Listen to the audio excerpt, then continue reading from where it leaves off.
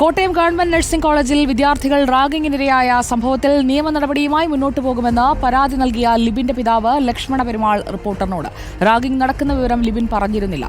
കോളേജിൽ നിന്ന് വിളിക്കുമ്പോഴാണ് താൻ കാര്യങ്ങൾ അറിഞ്ഞത്. സീനിയർ വിദ്യാർത്ഥികൾ ഭീഷണിപ്പെടുത്തിയിരുന്നതിനാലാണ് വീട്ടിൽ കാര്യങ്ങൾ പറയാതിരുന്നതെന്നും ലക്ഷ്മണ പെരുമാൾ റിപ്പോർട്ടറിനോട് പറഞ്ഞു.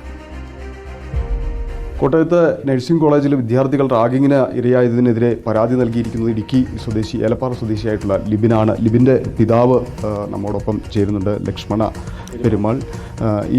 ഇത്തരം റാഗിങ് നടക്കുന്ന കാര്യം ഇതിനു മുമ്പ് ലിബിൻ പറഞ്ഞിട്ടില്ല.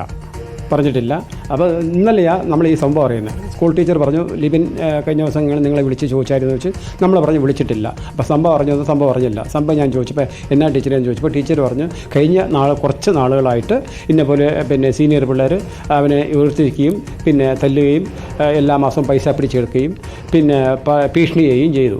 എന്നാൽ അവനെ പേടിച്ചിട്ടായിരിക്കാം നമ്മളോട് പറയാതെയും ടീച്ചറിനോട് പറയാതെ. അപ്പോൾ ഇന്നലെ അവർ തല്ലുകൊണ്ട് സഹിക്കാൻ വയ്യാഞ്ഞിട്ട ഒരു ചെറുക്കനെ മുറിവേറ്റു. അപ്പോൾ അത് ഇവർ 4-5 പേര് ചേർന്നിട്ട് പ്രിൻസിപ്പാളോട് ഇന്നലെ തന്നെ കംപ്ലയിൻറ്റ് ചെയ്തു. അപ്പോൾ ഞാൻ വരണമെന്ന് ചോദിച്ചു. എന്നപ്പോൾ വരണ്ട, ഞങ്ങൾ പോലീസിൽ പരാതി ചെയ്തു. അപ്പോൾ ഇന്നലെ രാത്രി വിളിച്ച് പോലീസ് വന്ന് കംപ്ലയിൻറ്റ് ചെയ്തിട്ട് പോലീസ് അറസ്റ്റ് ചെയ്തുകൊണ്ട് പോയി. അത് കഴിഞ്ഞ് അവർ ആക്ഷൻ എടുത്തില്ല.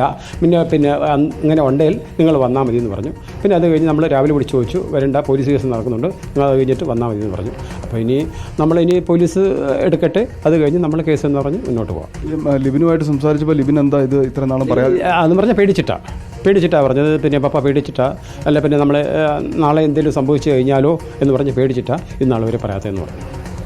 ശരിക്കും കുട്ടികളെ നമുക്ക് ഇത്തരം സ്ഥലങ്ങളിലേക്ക് വിടുമ്പോൾ ഒരു സുരക്ഷിതത്വം ഉറപ്പാക്കാൻ കഴിയുന്നില്ല എന്നൊരു പിതാവായിട്ട് അത് നമ്മൾ ആ ടീമെ ചോദിച്ചല്ലോ, PTA കമ്മിറ്റിയിൽ ടീച്ചർ എല്ലാവരെയും വിളിച്ച് രക്ഷകർത്താക്കളെല്ലാം വിളിച്ച് ചോദിച്ചു. ഇങ്ങനെ ഒരു സംഭവം വന്നാൽ അത് നമ്മളെ അറിയിക്കുക, നമ്മൾ ആക്ഷൻ എടുക്കുമെന്നും പറഞ്ഞു. ആദ്യം നമ്മൾ അഡ്വാൻസ് ചോദിച്ചത്, അന്നേരം എടുക്കുമെന്ന് പറഞ്ഞു. ഇപ്പോൾ നമ്മൾ അവിടെ തൊട്ടടുത്തല്ല നമ്മൾ കിടക്കുന്നത്. അപ്പോൾ നമ്മൾ ഈ സംഭവം എന്ന് പറഞ്ഞാൽ സത്യത്തിൽ നമ്മൾ ഇന്നലെ അറിയുന്നത്.